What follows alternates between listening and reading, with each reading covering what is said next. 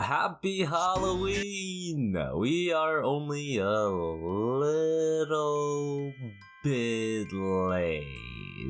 I'm Rui, and I'll be drawing your OCs in my style again. If you couldn't guess what the theme of the video is, it's Halloween costumes, and two of you submitted OCs along with costumes you want me to draw them in.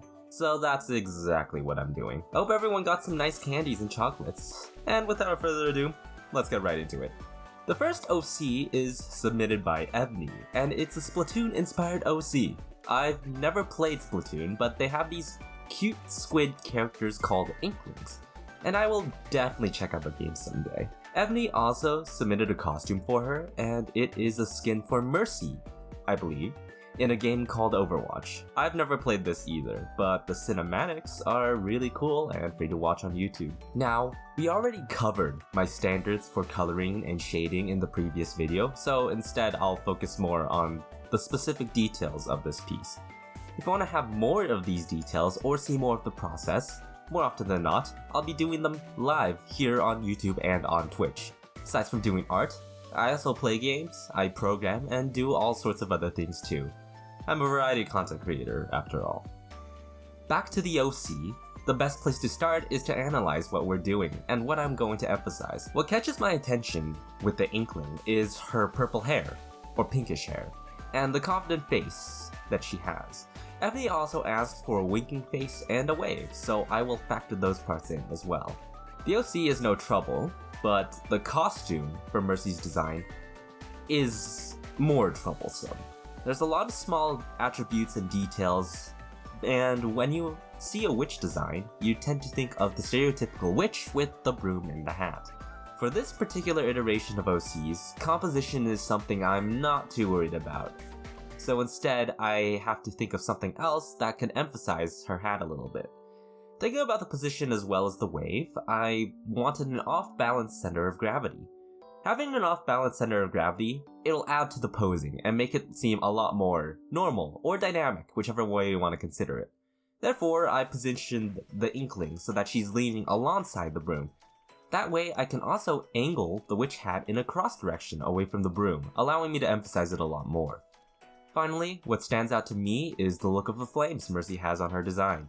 I will draw these parts of the outfit as brighter flames, both to emphasize the difference between the darks and the lights of the colors, and make it look a lot more cool, I think.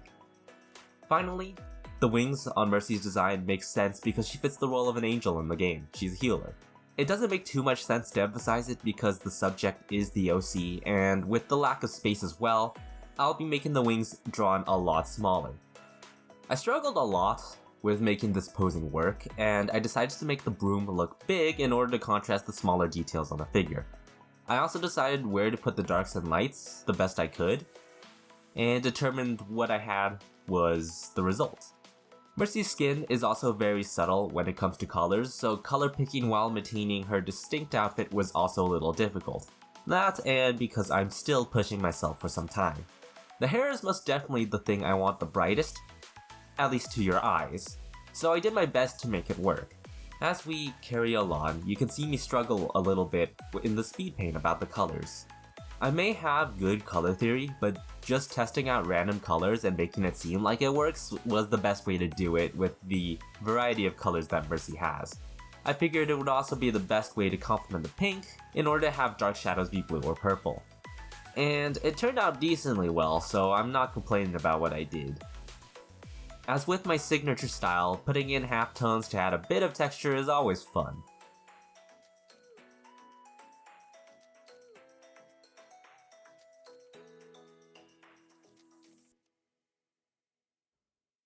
Finally, to add the feelings of witchiness and magic to it, you commonly associate them within fairy tales as brewing potions. In order to do that, I drew what looked like the smoke of a potion you normally see in cartoons, and I also made it pastel pink to make it more positive and complement the other colors around it while not drawing too much attention to it. And with all that said and done, we are finished. There are a few missing gaps here and there, but for the time limit, I'm happy with what I did.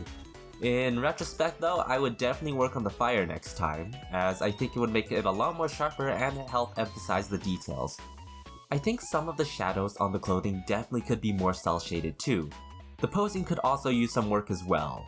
It should be emphasizing the cross direction a lot more than leaning on it in this particular manner, so I'll keep that in mind for next time I do something like this.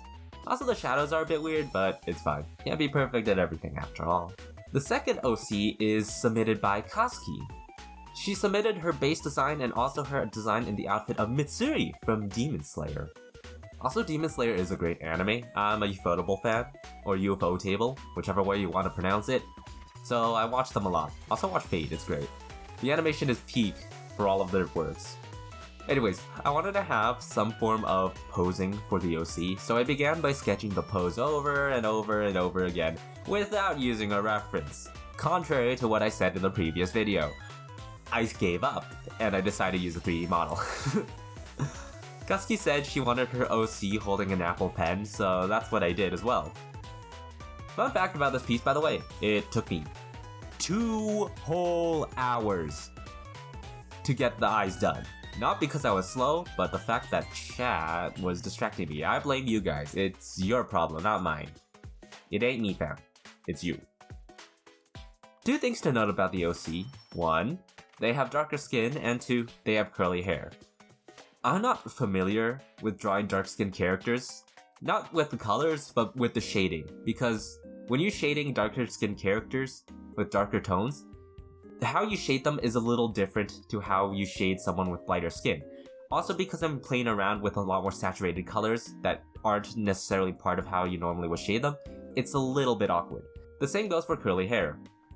I don't think I've ever drawn curly haired characters, at least digitally. So this was a worthy challenge for me. This took me a while to get it working the way I wanted to do, but I'd say for my first attempt at drawing curly hair, it went pretty well.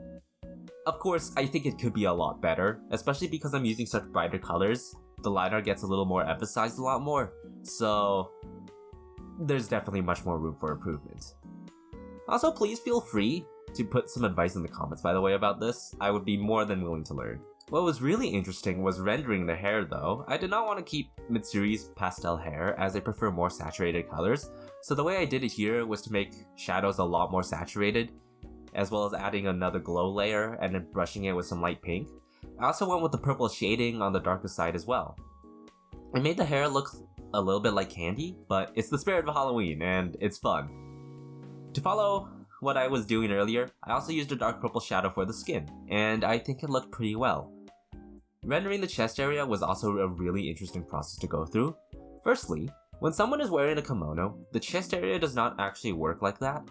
So I did my best to make it look somewhat realistic, while still keeping it anime and Mitsuri. Also, it should not be hard shadows here due to the nature of the fabric. It is art, so I just gave myself the benefit of artistic license, but definitely next time making it a lot more softer and curvier.